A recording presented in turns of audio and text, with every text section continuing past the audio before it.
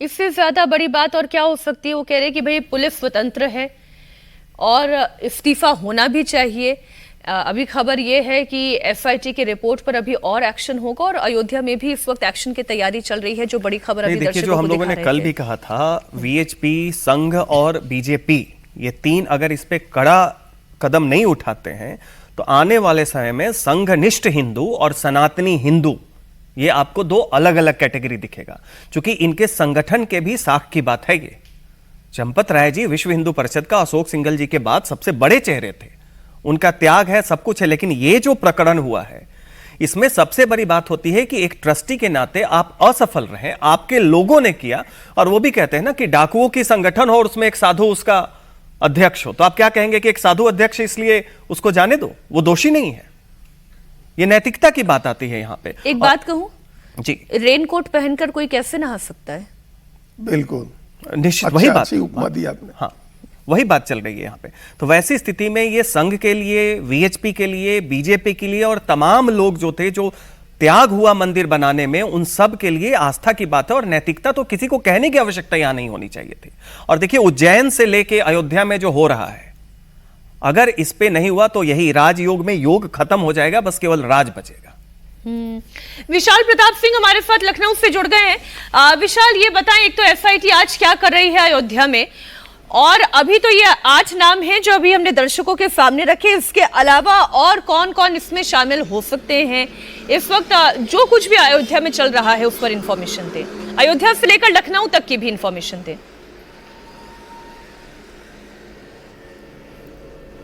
मीनाक्षी, जब से कल ये पूरी एफआईआर की बात है जो सबसे पहले इंडिया टीवी ने अपने दर्शकों को बताई, उसके बाद से न सिर्फ एसआईटी बल्कि अयोध्या पुलिस भी पूरी तरीके से एक्शन में है। नामजद सभी आरोपियों, जो 8 आरोपी हैं, जिसमें चंपत राय का सबसे करीबी बताया जाता है टिन्नू यादव, उसकी भी गिरफ्तारी हो चुकी है। लवकुश मिश्रा, अनुकल्प मिश्रा और वो तमाम नाम शामिल हैं जो कि जिम्मेदार थे कैश को काउंटिंग करने के लिए और उन्हें सुरक्षित बैंक तक पहुंचाने के लिए। लेकिन सबसे बड़ी बात यह है, जो लगातार सवाल उठ रहा है, साधु संतों से उठ रहा है, पदाधिकारियों से उठ रहा है, और जिसका कि अभी आपने जिक्र भी किया मीनाक्षी, कि रेन कोट पहन करके नहाया नहीं जा सकता है। और यही कुछ कम से कम अयोध्या में भी होता हुआ नजर आ रहा है। अगर पदाधिकारी के तौर पर, महासचिव के तौर पर चंपत राय की जिम्मेदारी मंदिर के संचालन की थी, और उनके ही दाहिना हाथ कहे जाने वाले, उनके हर तरह साथ में रहे जाने वाले रामशंकर यादव, टिन्नू यादव पर अगर इतने गंभीर सनसनीखेज आरोप लगते हैं तो महज ये कह देने से कि लापरवाही हुई थी चंपत राय की तरफ से शायद बात नहीं बन पाएगी। यही वजह है कि हमारे पास जो एग्जैक्ट इन्फॉर्मेशन है सोर्सेस के हवाले से,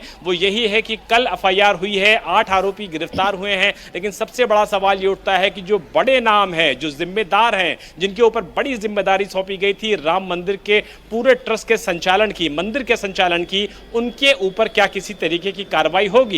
ठीक है, वो किसी तरीके से डायरेक्टली इन्वॉल्व नहीं थे इस मैटर में, इसको बिल्कुल माना जा सकता है। लेकिन अगर आपके ऊपर जिम्मेदारी थी संचालन की और आपके ही करीबी लोग अगर वहां पर चोरी कर रहे थे, डकैती कर रहे थे, इस तरीके से सुनियोजित तरीके से वहां पर एक अपराध कर रहे थे, तो आप जिम्मेदारियों से नहीं बच सकते हैं। इसीलिए जो हमारे सोर्स हैं, जो एसआईटी के लोग हैं, जो यूपी सरकार के टॉप लेवल के लोग हैं, उनका कहना है कि आज बहुत मुमकिन है कि एसआईटी के जो संस्तुति की है कि बड़े लोगों के ऊपर भी कार्रवाई हो, अब वो कार्रवाई एफआईआर से रिलेटेड हो, ये बिल्कुल नहीं हो सकता है। लेकिन इसमें कोई दो राय नहीं है कि जो उनके पास पद है, जो उस पद की गरिमा है और जो उस गरिमा के ठीक, बिल्कुल विशाल, बहुत शुक्रिया आपका इस पूरी इंफॉर्मेशन के लिए। एक छोटे से ब्रेक के लिए हमें जाना है। एक क्विक कमेंट अजीत जी इस बात पर मुझे चाहिए। मैं ये भी नहीं चाह रही कि ऐसा ना हो कि ट्रस्ट जो है वो मंदिर के हाथों से निकलकर वो सरकारी हाथों में चला जाए, क्योंकि एक बहुत बड़ा डर संघ और वीएचपी दोनों को इस बात का होगा और कई सारे सनातनियों को होगा कि सरकार अपने हिसाब से चलाएगी। फिर ये बात ठीक है, ये होना चाहिए। सनातन जो मानने वाले लोग हैं, जो लोग मंदिर आंदोलन में शामिल रहे, मंदिर निर्माण में शामिल रहे, उसको चलाने की जिम्मेदारी उनके पास रहे, और वहां जो पैसा इकट्ठा हो वो सनातन धर्मियों की भलाई के लिए खर्च हो, इस पर किसी को कोई आपत्ति नहीं हो सकती। लेकिन आप देखिए, बारीकी से चीजों को पकड़िए। जब योगी आदित्यनाथ अयोध्या गए मंदिर में दर्शन करने, तो जो प्रोटोकॉल में नाम आया उसमें चंपत राय का नाम नहीं रखा गया, और यह कहा गया कि मुख्यमंत्री की तरफ से इस बात के निर्देश थे, मुख्यमंत्री कार्यालय की तरफ से, कि इनका नाम नहीं रखा जाए और इन 25-26 और लोगों के नाम नहीं रखे जाए। वो लोग आसपास नहीं दिखे मुख्यमंत्री के। तो इसका अगर हम ये नहीं माने कि वो दोषी हैं, तब भी कहीं ना कहीं संदेह तो है उनके ऊपर। तभी मुख्यमंत्री ने कहा कि हमारे आसपास नहीं दिखे ये लोग। लेकिन ध्वजारोहण के कार्यक्रम में तो मंच संचालन कर रहे थे चंपत जी। बाद में पहुंचे, जब एसआईटी लौटी वैसे ही पहुंच गया वो। तो जब संदेह है, मुख्यमंत्री को संदेह है, तो आप संदेह के आधार पर आपको इस्तीफा देना चाहिए। उनको सबसे पहले पद छोड़ना चाहिए है और ईमानदारी से, निष्पक्षता से स्वतंत्र जांच हो, यह सुनिश्चित करना चाहिए, उनकी जिम्मेदारी है। जी। तो यह करना चाहिए अगर संदेह भी है उनके ऊपर तब।